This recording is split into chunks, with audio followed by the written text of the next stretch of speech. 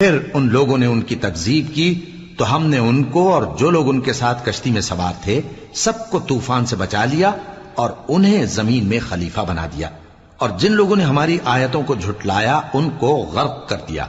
تو دیکھ لو کہ جو لوگ ڈرائے گئے تھے ان کا کیسا انجام ہوا۔ پھر نوح کے بعد ہم نے اور پیغمبر اپنی اپنی قوم کی طرف بھیجے تو وہ ان کے پاس کھلی نشانیاں لے کر آئے، مگر وہ لوگ ایسے نہ تھے کہ جس چیز کو پہلے جھٹلا چکے تھے اس پر ایمان لے آتے۔